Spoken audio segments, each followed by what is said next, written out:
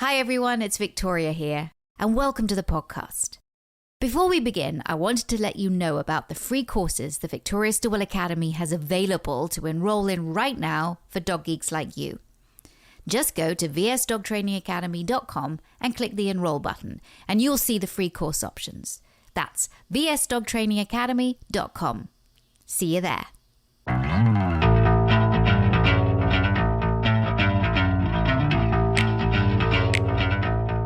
Here we are with the team again for this fabulous discussion, which I've been wanting to talk about this for a while. Strange and weird dog behavior. And so we're going to wait for people to join us. Hi, everybody on Zoom. The team is with me. The VSA and Positively team is with me today. We have Ali, Jamie, Wendy, Laura, Tiffany, Tara, and Maya. And yes, we're going to be talking about strange, weird, and wonderful canine behavior. I'm going to start off for those of you who have watched, oh gosh, do you know what? Was it 2021? I started filming It's Me or the Dog Again in the summer of 21. Or is it 22? I think it was 22. Do you know what? I can't, because with the whole pandemic, everything was just, up in the air. But maybe it was 22. Anyway, filmed, and one of my first stories was a dog called George. He was a Cocker Spaniel. He was about 9 years old, and he lived in a lovely house with his lovely people. He was absolutely divine, and he definitely had separation issues. He followed, especially his mom around all the time. Whenever she got up to go anywhere, George was there too. But interestingly enough, even though he didn't like them going out, he could cope with it. I put that in inverted commas, cope with it. He would just he would lay his head on the windowsill of the window that was just off the stairs, and a kind of a good place for him to lie down and watch for when his mom and dad would come back.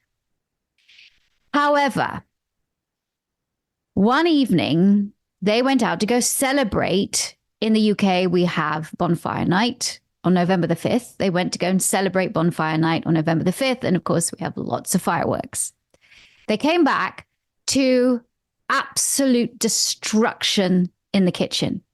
Destruction. All of the lower cupboards had been emptied out of everything. All the plates, all of the stuff underneath the sink, all of the cups, everything. And there was George waiting for them in the kitchen when they came back. And so they were stumped. I mean, they got it right. They thought, well, the fireworks probably are just too much for this dog. And this is probably why it happened. We know that he has separation issues anyway, but with the fireworks, how dumb we were to go out and not think about our dog. And they felt so bad about what had happened, because they knew that he had a little bit of sound sensitivity, but they didn't realize to what extent. And that was about, I think this happened when he was around 5 years old. Since then, whenever they go out, George will look wistfully out the window, but he has to go and clear the cupboards down in the kitchen out. Now, this is a problem because there's stuff, especially under the sink, that you don't want him to get. So now not only was he clearing the cupboards out, he was actually picking up things that he shouldn't, including chemicals, and they were very worried about it. So it's one of the reasons why I went to go see them, because they couldn't understand the strange behavior. Why was he clearing the cupboards out? Now, he didn't only do it downstairs in the kitchen, he also did it in the guest room cupboard, where he started clearing out the cupboard, the base of the cupboard with all of their shoes and clothes that had fallen down there. He cleared that out as well. And they knew that, look, this was George's thing, whether there was fireworks outside or not, or noise outside or not. Whenever they went out, George would clean the cupboards out. So that is my story of weird and wonderful behavior. And I will tell you why I think it was and what I did for it. But before I did, I would like anybody else to share some weird and wonderful behavior that you have witnessed, worked with, or seen in your own dog, and maybe kind of like why you thought it occurred and what you did to help that. And what do we mean by strange, weird, and wonderful behavior? So who wants to go first? I think Allie. Yeah, I was going to talk about licking, Vic. So we have a lot of licking in our household, and I've seen a lot of licking in my days as a trainer. So I know people are talk about licking, but it's like, what are we licking? So I've seen licking the air, especially at night after meals. I've seen licking ourselves. So we're licking the dog is licking their side or licking their paws incessantly. And I'm talking about like excessive licking, not just, oh, I, chewed a chew and got it on my paws. So I lick my paws for a few minutes and then I stop. I'm talking about nonstop licking of paws, potentially even until they're raw, which is really tough. There's also licking other things like pillows, blankets, furniture, all types of licking. And we see the sofa licking. Yes, I've seen that as well. Or licking people. So I've seen a lot of licking. So I don't know if you want me to dive into maybe why that is or what's going on here, but that is some weird behavior that I have seen before. Especially the air licking looks rather odd if you're not familiar with seeing it. Yeah, I would love you to go into why you think the dogs that you were working with or did this. Yeah, and unfortunately, this is something that people put on social media. So you see dogs like licking glass and it looks really funny, especially when you're on the other side of the glass and you see the dog is doing that face, where they're like pressed up against the glass and it looks really funny. And we think that this is funny, but unfortunately it's not funny. And like many things, I don't know if you've ever seen the show Adam Ruins Everything. My husband calls me Allie Ruins Everything when I say that this cute dog video is not cute. It's actually something really not so cute. But yeah, this is another one where we may see things like anxiety, may see this as a way of coping with big feelings.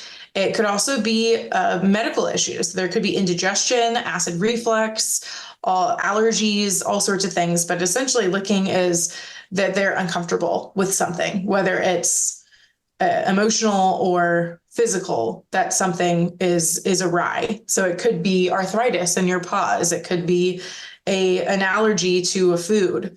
So again, there's a lot of different reasons why dogs could be licking. I'd love to open it up to the floor if anybody else knows of reasons why dogs lick. But we went to our veterinarian and got some help with allergies. And then now we're going to vet behaviorist to talk about some other reasons how we can help with this licking and potentially even get some medications or change of diet, all sorts of things.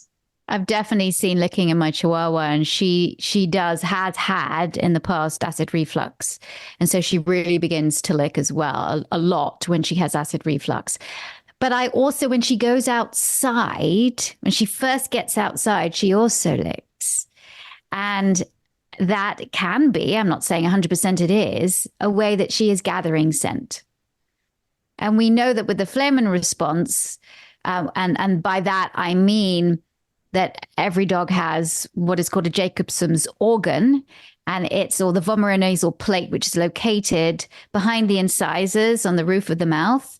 And that is a place where it's particularly sensitive to detecting pheromones in urine or in from glands. And that's why dogs sniff each other, especially their rear ends a lot and each other's faces, and also poop. So they're getting that. And sometimes they like to take that in through the mouth.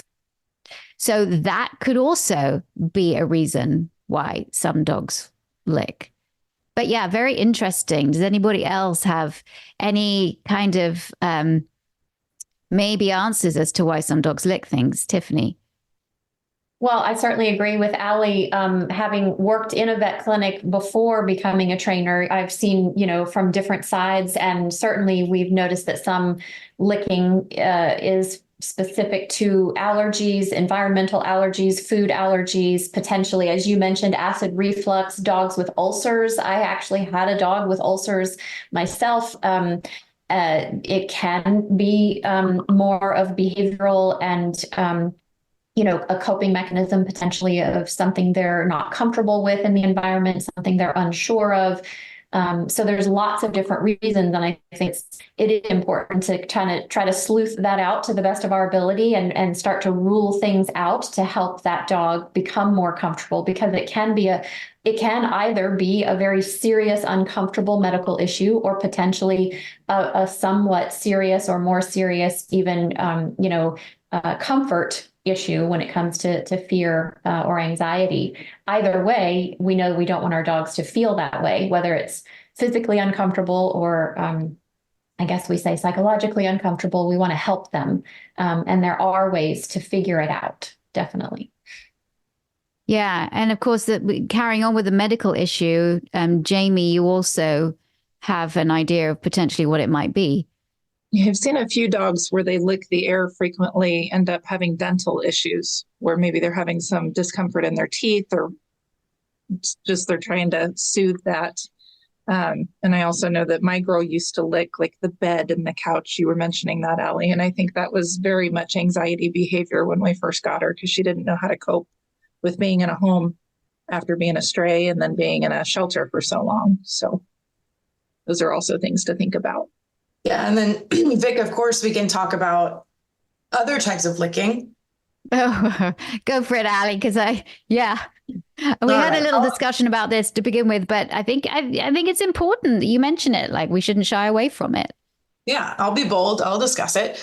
So you may or may not have seen your dog lick other parts of their body. Perhaps they're licking more private parts of their body, their genitalia, their anus, all different parts of their body, and they may be cleaning themselves. It also may just smell really interesting. They lick other dogs' genitalia and parts of their body. They get a lot of really neat information. Neat. Great. But they do get a lot of information from that area. They can tell so many different things about what dogs have eaten, where they've been, who they've been around, just by getting those samples of dogs' body fluids. But your dog also may be licking their own genitalia for a long period of time, or perhaps they're moving something across it. Perhaps they're humping a favorite bed or a blanket, or perhaps they're moving themselves across it. And I think we know what that may be. That may be their special time. So just like people, dogs do have sexual needs as well. And these are some behaviors that we've seen. So I've been called as a trainer to a house where a dog is obsessively doing this multiple times a day. And they want to know what it is they think it's funny, that the guardians think it's funny. They think that, oh, their dog really loves this bed, or, oh, their dog. I've seen a lot of French bulldogs will use their paws because they can't use their mouths. And so they'll just be sitting on the couch. And sometimes I have to break the news to them of what really is going on here. And some guardians feel shame, or they feel embarrassed that this is happening. But just like with people, it's up to you if you want to let your dog continue this behavior, or if you maybe want to have them do this in private. But it's up to you and what you think is appropriate for your dog. But it is a natural dog behavior. And it is something that we do want to look at, just like with any behavior. Is it excessive or not? So that's maybe when you would want to talk to your veterinarian. If it is excessive, if we're doing this more than, a couple times a day, that's something that you'd want to discuss. I was called into, again, in one of my last series of It's Me or the Dog, was a French bulldog that was doing that a lot, was touching his little Willy Wonka, we said. And it was embarrassing, right? There were kids in the house, and and he would do it a lot. And he especially, so I was like, okay, are there certain times in the day that he does it? And it was with his front paw, and he would just sort of flip it, right? And I was like, are there certain times in the day that he does this? Thinking, I bet you it might be after he's had some kind of like vigorous play, or he's been out all day. And I was like, please, please, please, please let that be. And she said, yeah, it actually happens, after we've been playing in the back garden, or we've come back from a walk, and then he starts to do it. And I thought, okay, well, number one there, I think it's something that's self-soothing him. But then I was like, you know what? Because he's a French bulldog, and because sometimes dogs groom themselves, my Chihuahua grooms herself, And because they clean themselves as well, and most dogs will clean their back ends and their genitalia, or at least lick there, that he actually, because of the way a French bulldog is stacked, as it were, and I don't mean that in that, oh dear, I don't mean like that. I'm saying because they're more, oh my God, weighted in the front end and not the back, they actually cannot reach, they cannot lick their penises. They cannot do it. It is virtually impossible. And so this was his way of grooming. It wasn't masturbation. It wasn't for sexual relief. It was his way of grooming. And that's how he did it. And it's interesting, Ali, you said that about French bulldogs, because that immediately made me think about this dog. And so I think once they understood really why he's doing it, that actually this is a grooming behavior, it's a self-soothing behavior, and that's why it happens when he's kind of calming down, they were happier to know that so they'd explain it, especially when guests came in. But then I also was like, okay, well, I understand that your grooming is difficult for you. Then we can maybe, I don't want to completely replace it because I don't think that's fair. It's something that he wanted to do and he needed to do, but we gave him other stuff to do. So if you want to like touch things or lick things, then here I've got this particular like Kong toy or something, fill it with a little bit of food that you can have when you're coming down. So we can do it like that rather than, you know, touching yourself, which is literally no problem for the dog, but obviously embarrassing for the people, especially when there are guests coming around. Yeah, I think I'm going to stop that now because I'm saying too many innuendos. But yeah, Maya, we can go on to maybe another subject now. That's a good one to follow, Victoria. Yeah, I know. I was thinking just to chime in with all of the other reasons that we also know that behavior can start for one reason and it can continue for an entirely different reason. And so one of the things that I've seen with licking, especially licking of people, because many people don't enjoy it, is that the licking may start for one reason. There may be a medical reason, or the dog is uncomfortable emotionally, physically. People hate it, and then they start to respond to it. Let's say they start to stroke the dog or move or touch the dog. Some dogs then learn that they can ask for petting by licking. And even though the person hates it and the dog is not licking because of anxiety in that situation anymore, we now have this perfect reinforcement circle with the behavior that started in one place, which has now been recruited for another. And I see that all the time. I also was thinking of one of the strangest behaviors that I've seen was a dog that was occasionally, it seemed like randomly, would put her head in the air, snap, snap, snap, and back up. And we couldn't figure out why she was doing it. Well, it turns out that her person was working on Zoom. The dog would do it behind the camera. It was impossible to ignore. And so surely it did not start that way. The dog didn't have a little thought, go, I know what they can't ignore. Maybe she was snapping at a fly the first time it happened. Maybe there was some other reason for her to do it. But man, once she figured out that was a fail-safe way to get her needs met, she was using it all over the place when nothing else would work. So when we think about these behaviors as bizarre, I think we should also look for reinforcement in terms of relief, physical relief, reinforcement in terms of physical pleasure, but also one of the cool and terrifying things about behavior is it can be recruited into lots of other places too. And we can end up with lots and lots of contingencies for the same thing. You're so right. And I think that brings me on to, I mean, why don't we just sort of stay on the same kind of subject? Humping, that people misunderstand why dogs hump a lot. And in fact, humping can be, again, you see loads of videos on YouTube and people laughing at it, but sometimes it can be quite desperate because this is a dog that's desperately trying to cope with the situation and can't, and that's why it's humping. Or the dog is so way overexcited, the energy's got to go somewhere. Or the dog feels very uncomfortable, so needs to control movement. I mean, there's so many reasons why dogs hump. And what should you do? Should you stop the dog from humping? Should you let the dog hump? Tiffany. Yeah, I seem to be the expert on this for some reason. I guess I'll take that.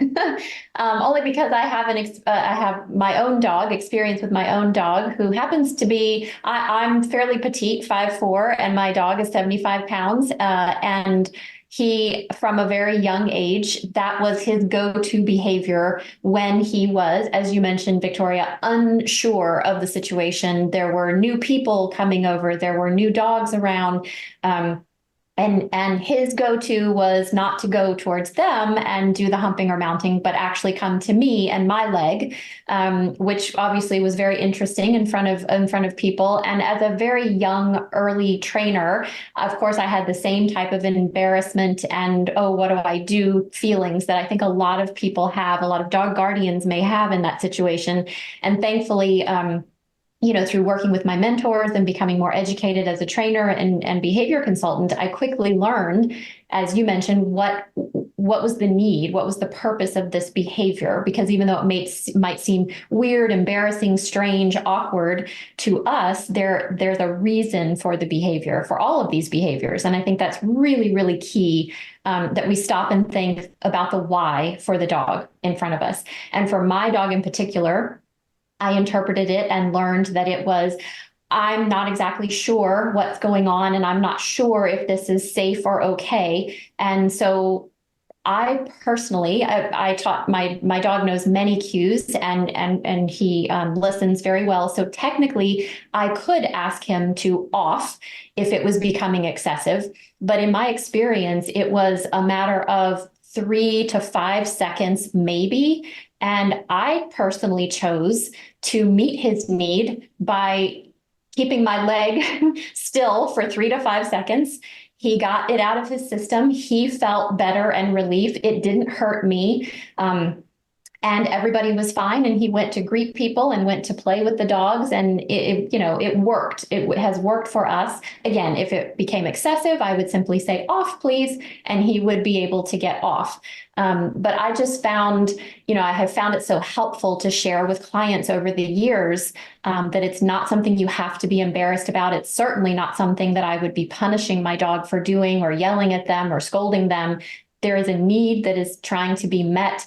And I want to understand it, and I want to try my best to meet that need in whatever way is safe. Obviously, if there's an elderly, frail person or a toddler or a young child, I'm going to treat that a little differently. But for the two of us, that's what worked. So that was his kind of coping mechanism. His need to come back to his emotional anchor and go, hey, mom, hey, mom, hey, mom. And you're like, yeah, gotcha. You're cool. And then he felt confident enough to go off. And then you hope that after a while, he doesn't feel that need.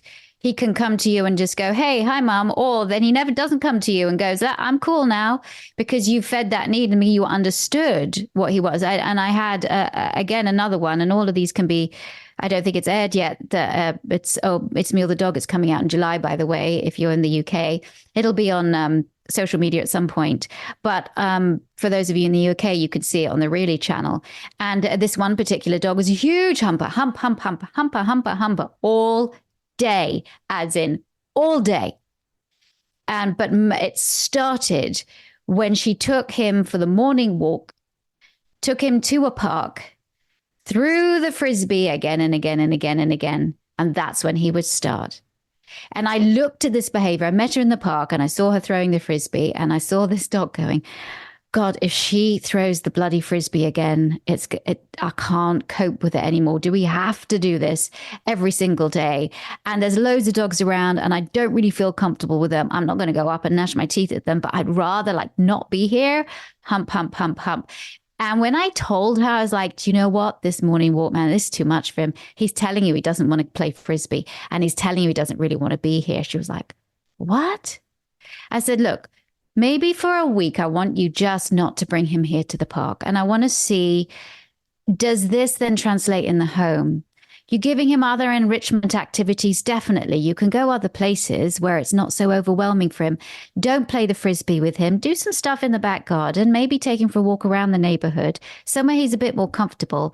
And let's see if that lessens also the humping indoors. Because I really think this is a communicative gesture. I really think he's just saying to you, please, enough. Or mum, I need you. Well, absolutely. That's exactly what happened. She didn't take him to the park for a week, and his humping in the house, I wouldn't say it was completely gone, but it was 80% gone, because she had understood him and she was shocked by it, that it wasn't sexual, that it wasn't, oh my God, the dominance wasn't dominance. It wasn't her dog really trying to control her and take over as alpha and pack leader. It truly was the dog saying, please, can this just be enough? A quick break here to get a word from this episode's sponsor, the Victoria Stillwell Academy. Now, did you know that I have a school that teaches people to be dog trainers? I love It's Me or the Dog and my work as a dog trainer on television, but those of you who know me know that my true passion really lies with helping other people live their best lives with dogs. And I love seeing that truly magical transformation when that light bulb goes off with someone I'm helping with their dog. That's what it's all about. It's the secret sauce that pet professionals like me, who work with these amazing animals, that's what we all share. It's what makes being a dog trainer the most rewarding, enriching job I can imagine. It's why I love what I do. And it's also why I founded the Victoria Stillwell Academy, so that I could provide a roadmap to others who want to help dogs and the people who love them learn to do what they love doing at the highest level, that is, to become professional dog trainers. Earning a living working with dogs professionally, it's been a dream of mine for years.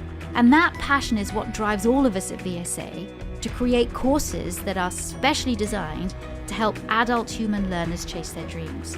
Now, most people already know about our flagship dog trainer course, which provides both online only and in-person options. But did you know that we also offer both dog guardians and future professionals a fully refundable 10-hour online course taught by me and other awesome VSA faculty, and it's called the Fundamentals of Dog Training and Behavior course.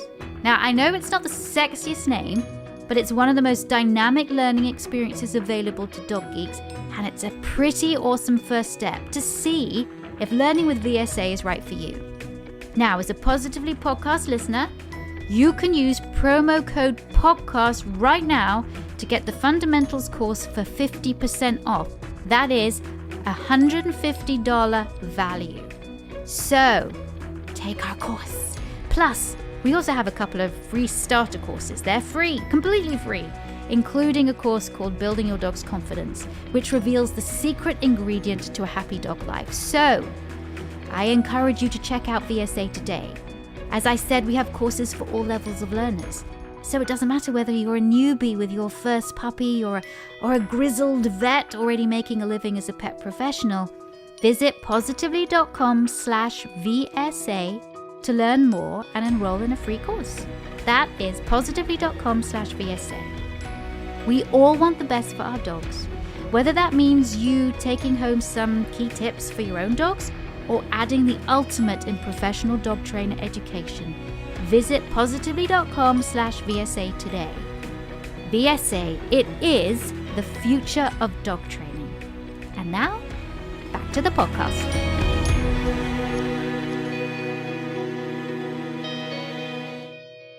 Ali, you said that Klaus also humps when he's around other dogs.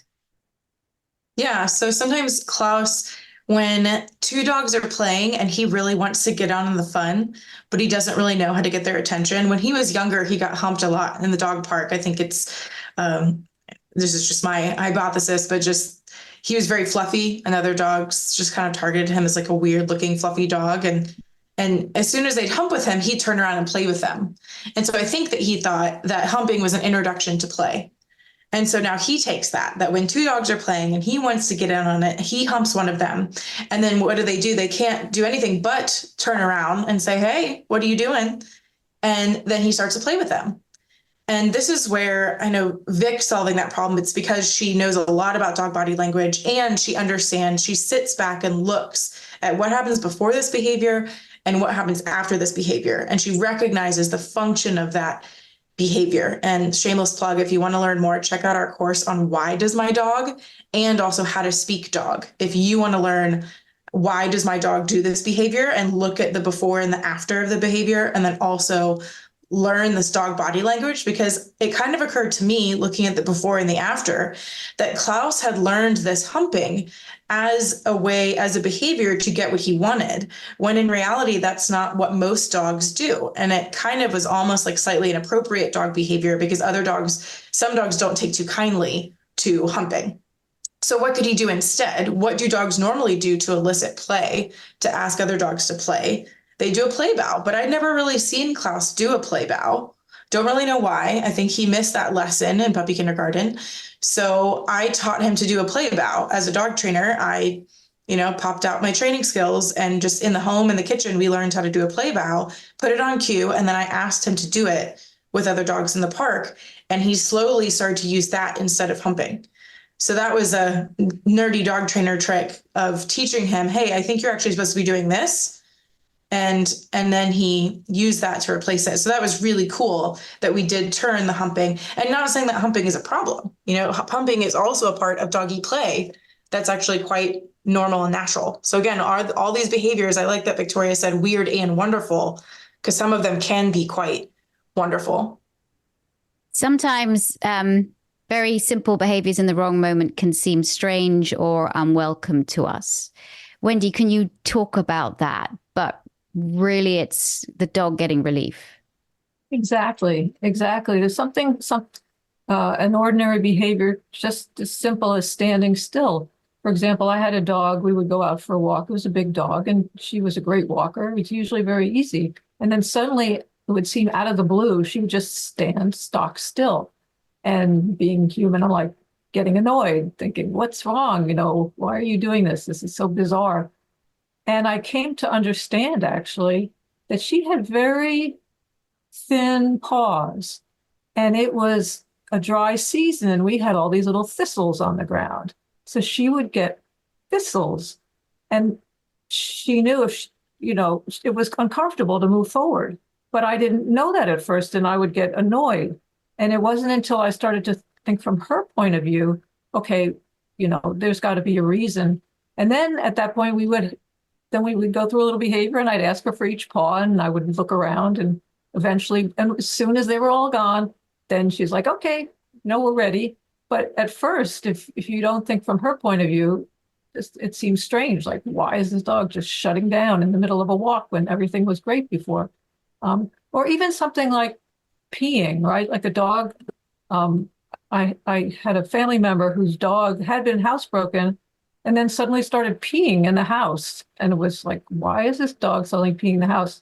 Now, we know there could be medical reasons, but there wasn't a medical reason. It just happened that this person got a new boyfriend. And every time she stayed with the boyfriend, the dog would suddenly pee in the house near the boyfriend. And it turned out that the dog was scared of the boyfriend.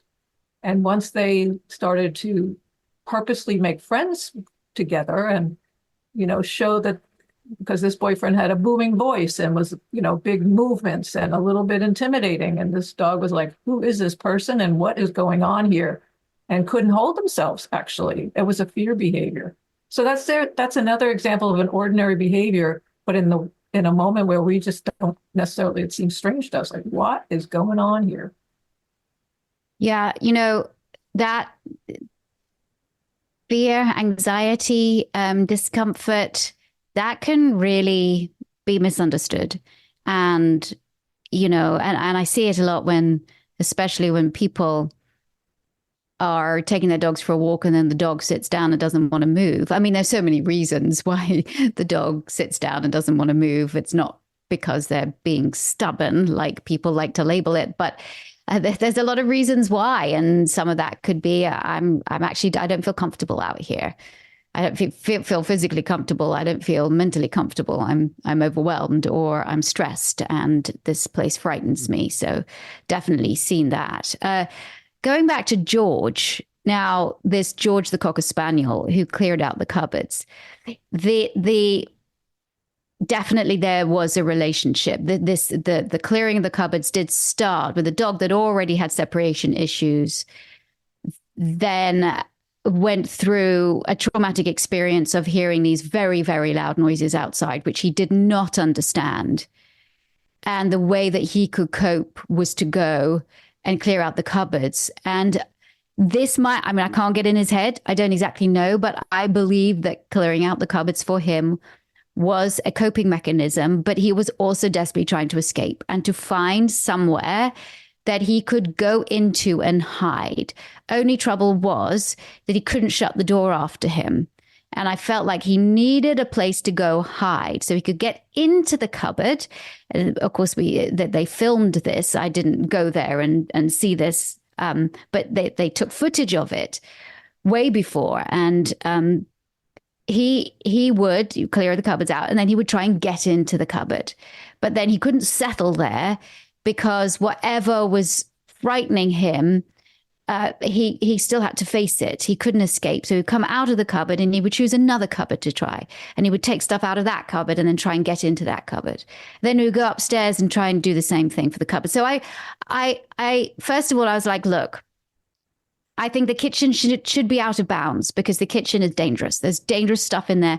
We don't want him to go into the cupboards. Unfortunately, they could close the kitchen door and it wouldn't impact his ability to have space in the rest of the house, which is what he needed. But I also didn't want to take his cupboard clearing away from him. I thought that would this was his coping mechanism. So if I stopped him from doing it right off, I didn't think that was fair. So we changed the cupboard upstairs, the guest room cupboard. We cleared out all the stuff from underneath or from the bottom of it. And we put things like his toys and T-shirts that smelled like them and socks and things that he liked to carry around. He was not destructive. But we put that in there. And that was George's cupboard to clear out when he wanted to. And he could also get in there if he wanted to as well. But also next to the cupboard, in a kind of corner, I put a crate.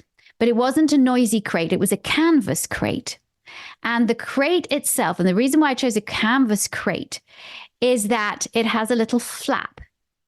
And he could go in and out of the crate and the flap would close just by itself. And he could come out and the flap would open again, obviously, because it was just a cloth flap. But that satisfied his need to escape because he would go into there. It was a safe den-like space for him. Plus there was a flap that closed. So he was able to find comfort in there.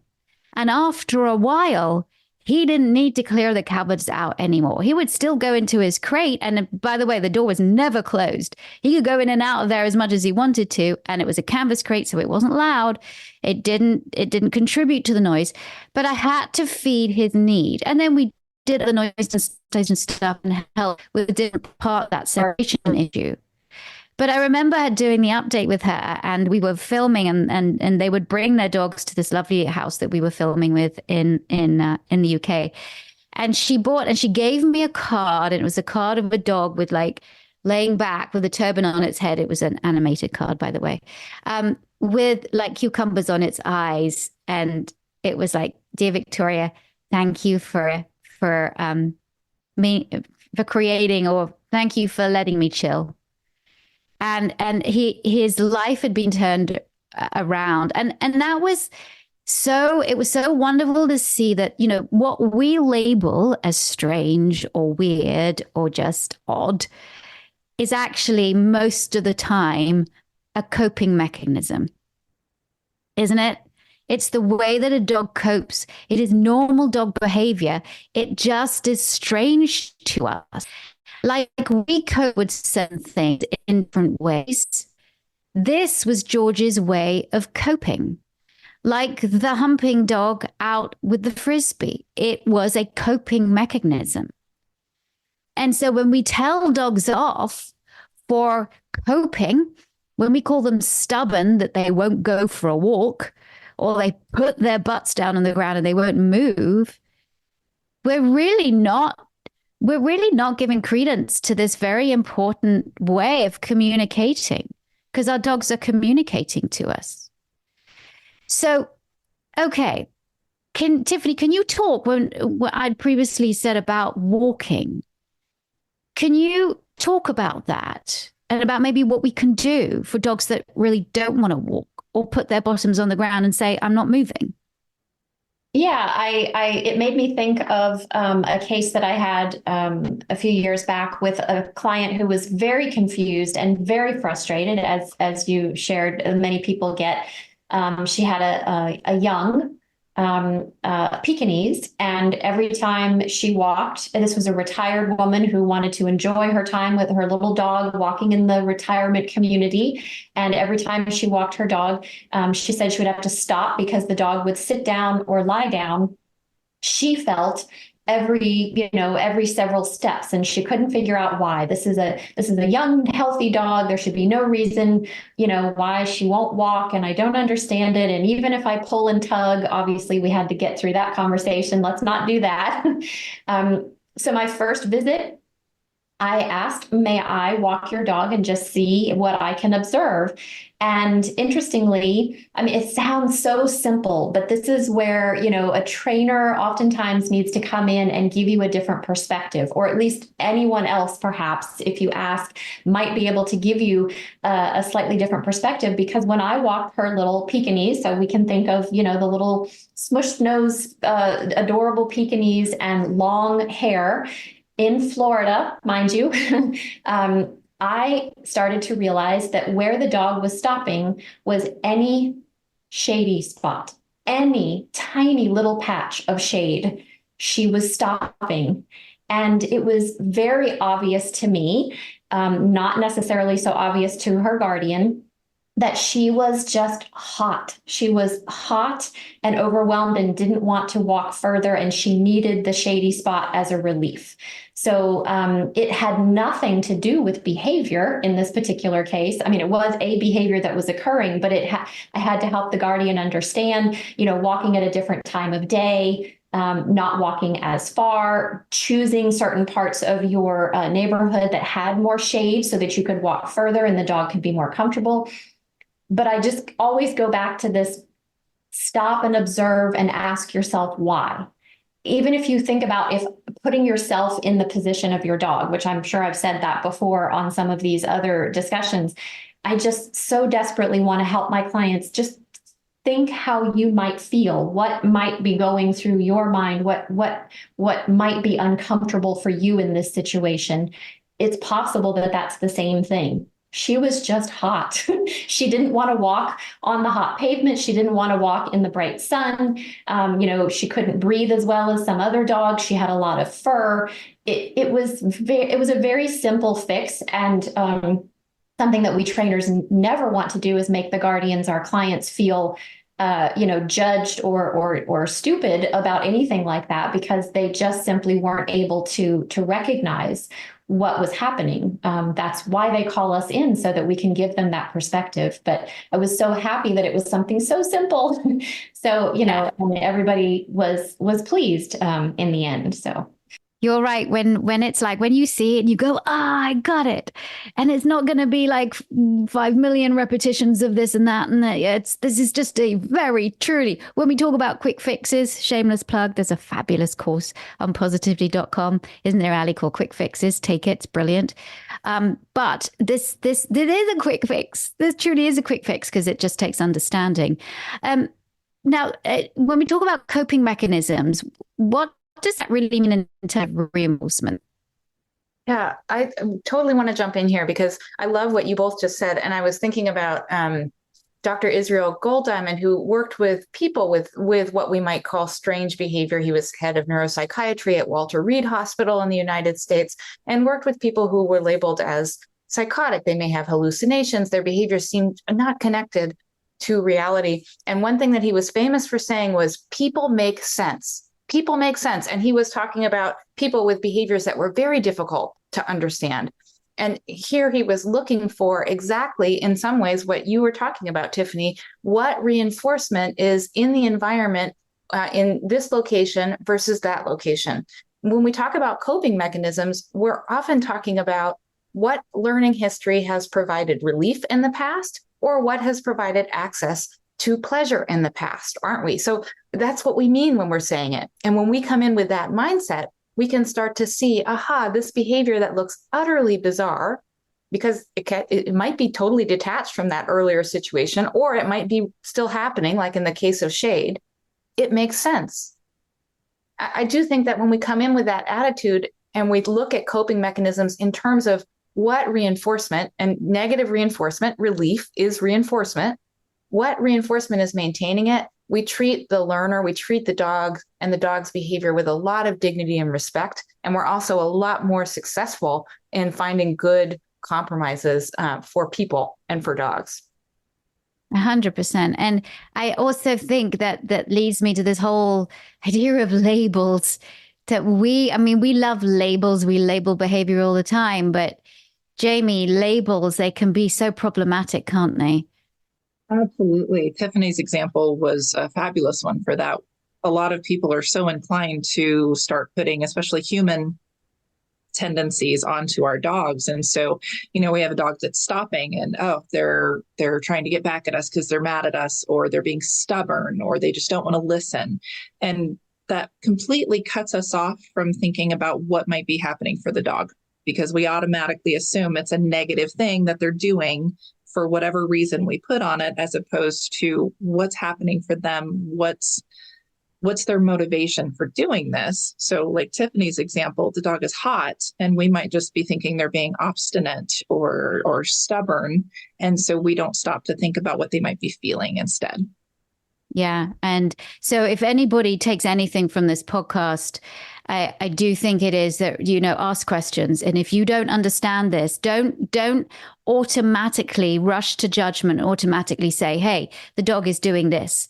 Really, really look at dog body language. And that's why our How to Speak course, Positively, is so good, because it really helps you look at dog behavior.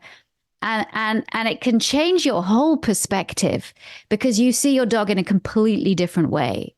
And that's why I love it. And I want to segue a little bit to human behavior, because we trainers, we deal a lot with human behavior. And I definitely, certainly with the cases that I go into and deal with on and off TV, they tend to be quite extreme. That's my wheelhouse. I love the weird, the bizarre, but I also had a client that was really just very neglectful of his dog. The whole family was, and it was a beautiful dog too, but they kept on leaving the door open.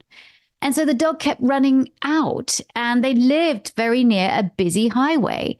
And so this dog would sometimes get onto the highway, and I'm like, I don't understand why you guys are not taking better responsibility of your dog. And I'm like, I don't think you really should be having a dog if this is what you do. And I ended up getting into a bit of, should we say, a discussion with the gentleman who didn't want me there at all.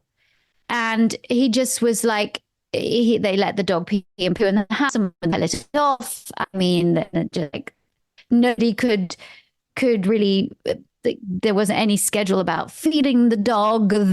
So the dog, which they called the dog, would be fed whenever anybody felt like feeding it. And it got to the point where I was like, I really don't think that this dog should be here. I think this is getting neglectful.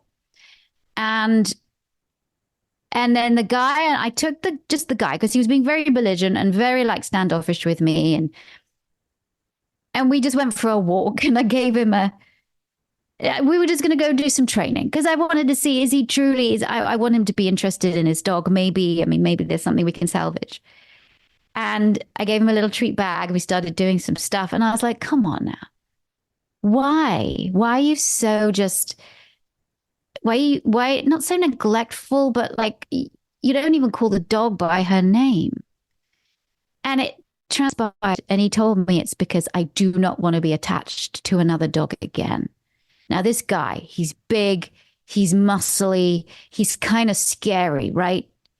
And he kind of broke down, and he had a dog, and I lost her, and I fell into a big depression. And that's why when the family wanted another dog, I said, yeah, but they had to deal with it, because I did not want to connect with another dog again. So to begin with, true, I rushed into judgment thinking, well, you're just being neglectful. Well, you're just being nasty. Well, you're just being this and being that. But that's why I wanted to get him on his own, because I wanted to find out, is there something more going on than meets the eye? And indeed it was. He just didn't want to connect with his dog. Allie. Yeah, I totally resonate with that as someone who struggles with odd behaviors myself. I struggle with misophonia, which is like the hatred of noises. And so if I'm sitting talking with my husband at a coffee shop and someone next to me is smacking their gum, I cannot handle it. And I will lash out at my husband, which doesn't make any sense. And luckily he knows and he'll figure it out, but we usually have to leave. And it's so odd because Vader, our doodle, has the same type of thing, that if my husband, let's say, for example, is making an espresso, he's a big coffee snob. I love him. And he is making an espresso in our machine that has a grinder and a steamer and it's really loud. All of a sudden, Vader will get up and go jump on his brother and just start to play in a very intense way with his younger brother. And my husband was like, why does he always do that? And I'm like, it's because he cannot stand the noise of this machine. And so while to some people, they may not recognize, because there's a lot of other sounds going on, but it's this particular sound that drives Vader nuts. He also responds to like very specific engine noises, not all engines, but like, oh, if you're a Lexus TX, don't come near Vader, but very specific noises, he can't handle it. So I definitely resonate with the odd behaviors coming from people. And then it's just interesting to see Vader is the same way. But let's talk about some fun behaviors. Laura, do you have a fun or cute behavior you could share with us? Yeah. So my miniature Dachshund Cosmo, he has his favorite toy. It's one of those like flat, as they call them, the roadkill bunnies. He carries it around in his mouth, and he's got into a habit now of he will get out of bed in the morning, take it downstairs and present it to me. And then when it's bedtime, he will take it back up to bed and he will put him to bed. And even one time we've gone up to bed, we've turned the lights off and he's got up and he's gone, oh my God, I haven't put my bunny to bed. And he'll go back downstairs, get the bunny, come back upstairs and be like, it's okay, Mum, I've got my bunny. We can go to bed now. And I just think it's so cute. And I think it's self-reinforced by me because every time he does it, I go, oh, Cosmo, you got bunny. And he's like, yes, I have. That's very cute. I love that. Thank you.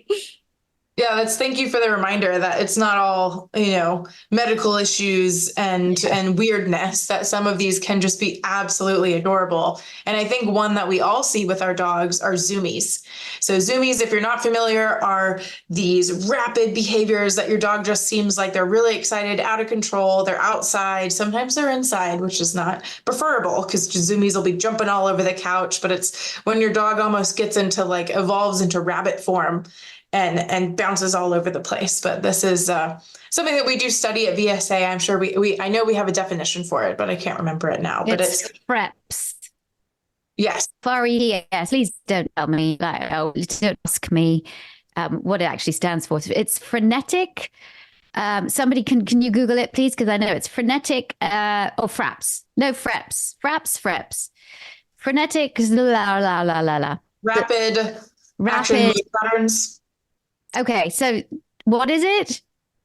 Yeah, it's like frenetic rapid action motor patterns. It seems to not have a function, I think. And we talk about play just in general, but it's mostly just to get energy out. It's just this sudden release of boundless energy, and it's quite comical. And just so you know, your dog, there's nothing wrong with your dog. This isn't an Allie ruins everything moment. This is truly just joy incarnate. So this is something that you can enjoy with your dog, and it's just an exciting moment. So relish it with your dog, reinforce it if you like. If you don't like, and it is in the house, you can encourage it. Maybe we can interrupt it a little bit, but encourage it outside. So that's something we can do. I know, and I love it. It's frenetic random activity periods. FRAPS. I knew it was something apps, but FRAPS, that's it. Frenetic random activity periods. Yeah, my dog, even Chihuahua, she's nearly 14. She still has them. And it's the cutest thing. And it's joy for her. It's just absolutely joyful. But I think I reinforce it as well because I'm laughing and I'm like, she sees that I'm delighted as well. And so, yeah, I love that. And I love that to end this discussion on. We'll end it on a really good note. But Laura, do you have anything to add? Yeah, I was going to say, so with the fraps, I've seen quite a lot of dogs do it after they've been like toweled off. They get like so excited. They're like, oh my God, yes, that was great. And they just start like zooming around. Yeah, I think sometimes, I see dogs do it. And some dogs that are just, it's almost like a relief thing. It's like, oh my God, thank God the bath is done. I mean, maybe it's something else. We can't get in the dog's head, but it's like, yay. Amazing. I love this. And that's why I thought this is such a great subject for a podcast, because there's so much more behavior we can talk about. So we'll do this another one. We'll bring other different behaviors to another podcast in the future, because I really love this subject. Again, what we call strange and weird behavior is often a coping mechanism. It can be something where the dog is overwhelmed and trying to deal with it, or it can sometimes be where the dog is joyful and just loving life. Thank you again to my VSA and Positively team, Ali, Jamie, Wendy, Laura, Tiffany, Tara, and Maya. When I'm talking about this whole thing with George and the separation and the noise issues he was having as well, and you see sats of Tara and Maya and Tiffany, and I know Tara especially, she's got the construction that is going on in her house, so she can't really talk, otherwise it's very loud. But I would like to do a podcast in the future about this connection between separation issues and noise issues as well. So I think that's worthy of a whole podcast, and quite a serious subject. But I just have to say that George is doing very, very well. And and now they understand it and they can also manage it. But they're also giving George enrichment as well. They're allowing him to do Cocker Spaniel things, which they weren't. And he's absolutely acing it. So I gave him like a sniffy course, obstacle course outside in the back garden. Fortunately, they've got a lovely big back garden. And he absolutely loves it. So that's bringing that enrichment component in there too. Wow. Thank you, everybody. I'm so glad that you came here. Thanks for everybody who came on Zoom. We love it. And we love your comments too. We really appreciate you attending live. And to everybody who's listening on this podcast, I hope that you enjoyed it. And I will see you all again. Take care, everyone. Thanks for tuning in to Victoria Stilwell's Positively podcast. For Victoria's online dog training courses, more information, and helpful dog training tips, visit Victoria's official website at positively.com. Get connected on Facebook, Instagram, and other social media as Victoria Stilwell, and follow her on Twitter at Victoria S. Learn to become a professional dog trainer with the Victoria Stilwell Academy at vsdogtrainingacademy.com. And be sure to tune in next time as Victoria helps you and your dog live your best life together, positively.